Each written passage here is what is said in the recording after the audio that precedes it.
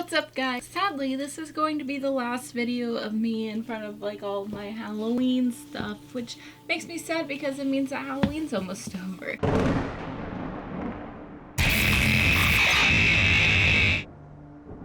I'm finally going to go from head to toe everything that I acquired and got for my Rumplestiltskin cosplay, and then there's going to be some tutorials in here so you can see how I constructed some of the things that I needed to construct, and you guys will be able to see everything that I did to bring this cosplay together. Please excuse this mannequin, it is a man's face and I am not a man. This is the wig that I got. This is not how it looked when I first got it. I did actually do a lot to this wig to make it look like this. If you want to find out how I did this wig, just click this face right now. It's gonna take you over to the wig tutorial and you will be able to see how I got the wig to look like this. This is the Jareth from Arda Wigs. Once I got it, I decided that I didn't really want to cut it. I kind of really liked the length. Since I'm doing a female version, I decided that this was the wig I wanted to go with. It's parted down the middle, and that was like the one main thing I wanted, was a wig that was parted down the middle.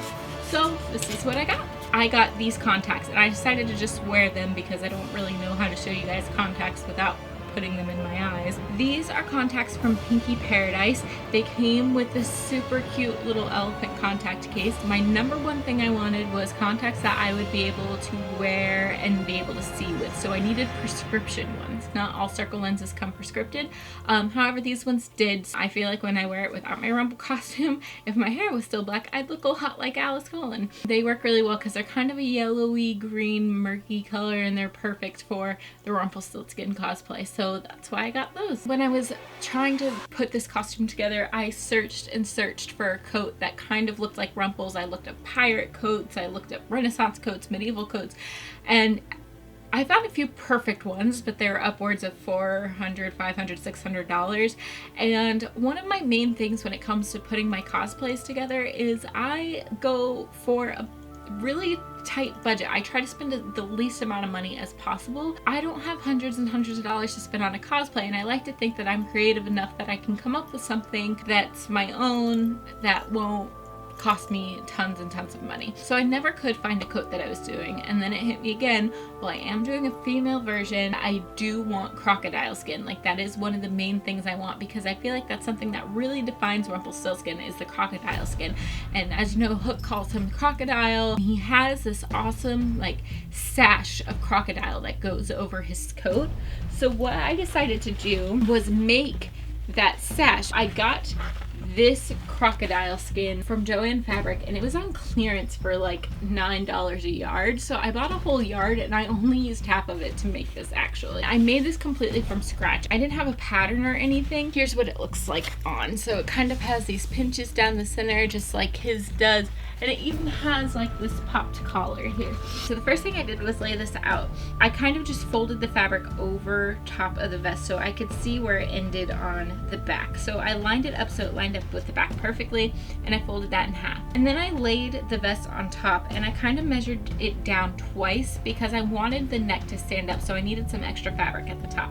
I cut down the middle of the vest up to where the shoulders would start. Instead of cutting it, I would highly suggest to you that you mark down the middle instead of cutting down the middle because it'll make your life easier later on. I completely just did this on a whim and had no instruction or anything, so I would recommend just drawing the line there. I used the vest to start drawing how I wanted the shape to be, and I really wanted it to kind of be long down the front, and I wanted this almost curved U or V shape that looks the same as the sash that Rumpelstiltskin has. Now we're up to the neck where I said like I wanted the collar to stand up. So all that extra fabric I used, I kind of brought the neck up. Then I flipped the vest over so I could still use the same template. And again, I just moved the vest down twice so I would have enough space for the collar. I drew where the neck wanted to be, and then in the back I kind of wanted it to have a V shape as well. So I drew that V shape, and as it's folded in half, so then I pinned the sides down so it wouldn't move as I was cutting it. So since it's folded in half and I cut around that template, it's going to be exactly the same on both sides. So I just cut that out. I turned it inside out. And the shoulders are cut now. So basically what you want to do is you want to take your needle and thread and you just want to sew all around the sides. Honestly, like you can see mine, it's such a mess, it's tangled.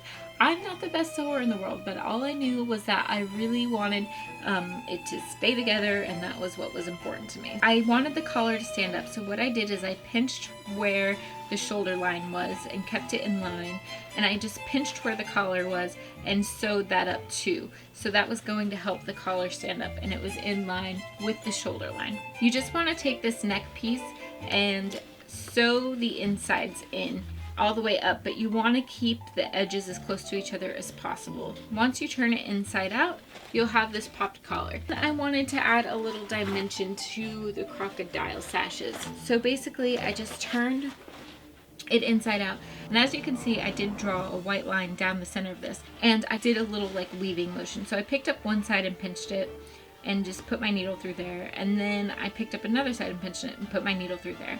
I didn't go all the way down, I kind of only went about halfway down, and it kind of still leaves some dimension down at the bottom. I just went around the edges of the entire thing with a lighter because this kind of made the edges look much more finished. The threads weren't frayed, and it just kind of gave it a hemmed look, even though it's not hemmed at all. If you're doing this, please be very, very careful. Don't burn your house down. It will flame up a little bit wherever there were threads mostly, and then it would go away. And that is honestly the most complicated part of the entire cosplay, was making this vest, but I did it completely from scratch, and I'm super duper proud of how it turned out.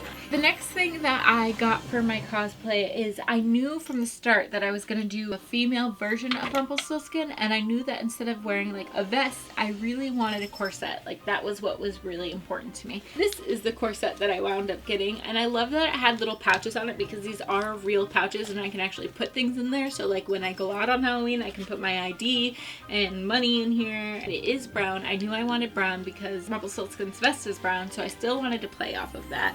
And it just kind of has a lot of darkness qualities about it. I kind of like the chain sash. It's super awesome. It just ties in the back, and what's also awesome is it has a zipper down the side. This was the most expensive thing that I purchased for this cosplay, but I kind of knew that that was how it was going to turn out going in. Corsets aren't cheap, and I wanted a really nice one. But I'm going to be able to use this for many other cosplays, so I'm not upset that I spent a little extra money on this. I got this off of Amazon and it cost me $50. So I will link it down below. I looked and looked for a shirt that had like the ruffly sleeves and like the ruffly collar, but I really couldn't find one that I liked. So I ended up just going to Goodwill and looking around and seeing what I could find, and I actually found this shirt. Honestly, I think this may have originally been a white shirt and it's just like kind of old and tarnished, but it's this yellowy cream color, and it has a big floppy pirate like collar, and the shoulders are kind of like that too. And then the sleeves are really fluffy, and then it comes down to a pinch at the end, which I'm not even mad about. It's going to be easier to maneuver and things with a pinched sleeve, but it looks really, really good underneath of the corset and the vest, so it worked out perfectly, and it would cost me $4 at Goodwill, so that was a bargain. These were just something I already had in my closet, but you can get these at Target for like $9.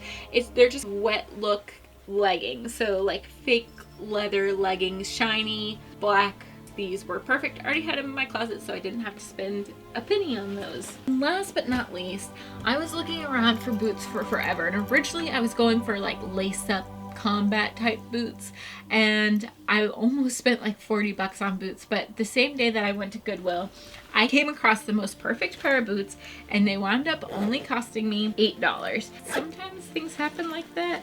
Like my crocodile skin was on clearance. I got these boots on sale at Goodwill. Like sometimes, you know, things are just meant to be. I ended up getting these because they were so perfect. They already had this amazing like snake skin, crocodile skin going down the front, and they were just plain black, but I had a lot of extra fabric, like I said.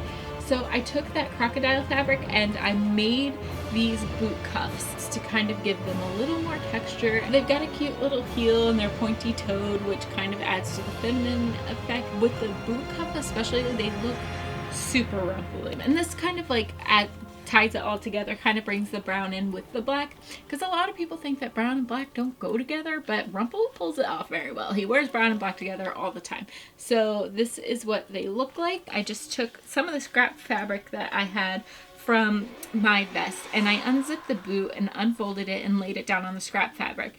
And basically I traced around the boot and just cut around the boot, so I had a nice thick piece of fabric that was the same shape as the boot. And then I just took some fabric glue and glued the inside of the boot and pulled the edges of the fabric over that and squeezed it all together and left it to dry. And I just left where the zipper is open so that it wasn't getting in the way of anything. And of course, we need a prop. The one thing that really is iconic of Rumpelstiltskin is the Dark One's dagger. And this one is not finished yet because it's still technically drying. This is what it looks like right now. This is the handle, so they're just separate right now, but when it comes together, this is what it's gonna look like. I stumbled upon Crayola Model Magic, it being really lightweight and almost like a foamy texture more than clay. I bought a pack of the gray and a pack of the black, and I only needed one pack for each thing, and I did use the whole pack. I just pulled up a picture of the Rumpelstiltskin dagger on my phone so I could see the curves and everything. So this just takes some time. You just have to really focus. I flipped it over a couple times to make sure it was really nice and flat and smooth, and I just kept moving it around, pinching it to my fingers until I had a shape that I really liked. With the black, I started out by making just like the top of the hilt. I just shaped this to make sure it was a little bit longer than the dagger itself. I put that piece down, and then I took a longer piece and I kind of mushed it down, and then I twisted it because I wanted it to have a grippy texture. And then I took another little piece and made the same shape as the bigger hilt, only it was much smaller. And I put that on top of the twisted piece, and then I just made the bottom shapes with a little more Model Magic. And then I took two little pieces and added them to the front and the back of the hilt just to add a little extra decoration. Left them to dry overnight. The thing about Model Magic is, depending on the thickness, it can take from 24 hours to 72 hours to fully dry. I got this iridescent bright silver, so it's not just gray, and I painted the top of the sword with that all over to give it kind of this shine, more like a real dagger. Took some black acrylic paint with a smaller paintbrush, and again I pulled up that picture that I had of the dagger, and I just started painting details in, and I kind of added some details and took away some details and kind of made it my own, but for the most part it looks like your Rumpelstiltskin dagger. So that is it, guys. That is everything that I pulled together for this cosplay. Please stay tuned because there is going to be a Rumpelstiltskin lookbook coming for you, and that should be out on Halloween night. If you guys want to watch the wig tutorial, how I made that, you can click right here.